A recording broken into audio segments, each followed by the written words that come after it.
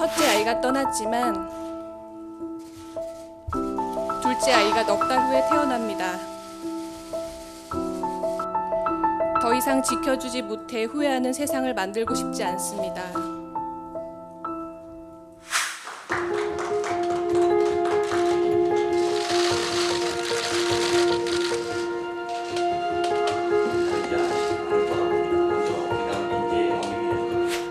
감당하기 힘든 일을 겪었지만 이제 저는 울지 않으려고 합니다.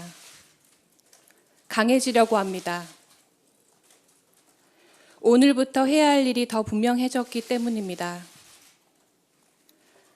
우리 모든 아이들이 안심하고 안전하게 커갈 수 있도록 지켜주는 것입니다. 같은 불행을 겪은 엄마들과 이곳 국회를 수도 없이 오갔습니다. 처음에는 아프고 절절한 저희들 호소를 정치권이 다 풀어주리라 믿었습니다.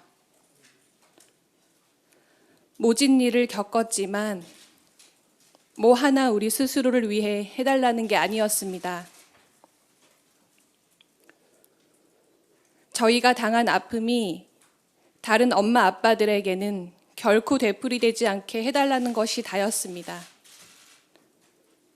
다시는 꽃같은 아이들이 어처구니 없는 사고로 멀리 떠나가는 비극이 생기지 않도록 하자는 것이 전부였습니다. 그 간절함과 절박함이 너무 커 무릎을 꿇기도 했고 울며 매달려 호소도 했습니다. 이뤄진 일도 있고 이뤄지지 않은 일도 있습니다. 우리 정치에게, 특히 지금 정치하는 분들께 꼭 묻고 싶은 게 하나 있습니다. 국민의 생명과 안전, 특히 미래 희망인 우리 아이들 안전과 생명을 지키는 일보다 우선인 게 어디 있습니까? 그보다 더 중요한 다른 무엇 때문에 이를 미뤄두는 게 정치라면 그 존재 이유에 대해 국민들은 납득하지 못합니다. 그러면서 저는 무서운 진실 하나와 맞닥뜨렸습니다. 정치에 대한 무관심, 정치를 향한 거리감이 문제였구나.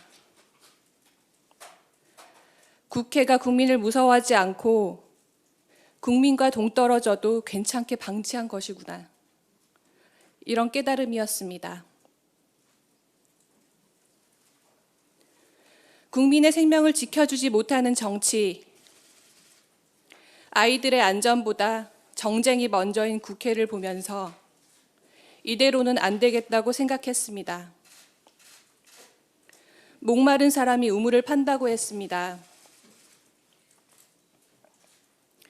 목마른 정도가 아니라 피눈물 나는 사람이 손톱이 빠지도록 우물을 파는 심정으로 정치를 통해 바꿔보기로 했습니다. 사실 영입 제안을 처음 받고 말도 안 된다고 거절했습니다. 솔직히 여의도 쪽은 돌아보기도 싫었습니다. 하지만 가장 아팠던 사람이 가장 절박하고 가장 절박한 사람이 가장 치열하고 순수하기에 더 절박하게 매달리고 더 절박하게 성과를 낼 것이라는 거듭된 설득에 마음을 열었습니다.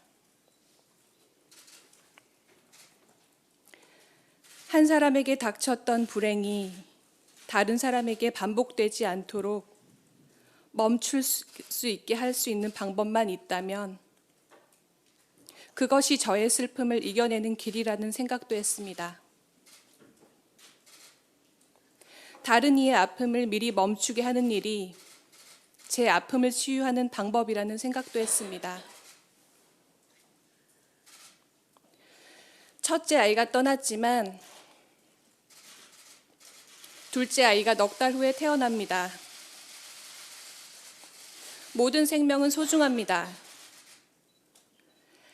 더 이상 지켜주지 못해 후회하는 세상을 만들고 싶지 않습니다. 있습니다.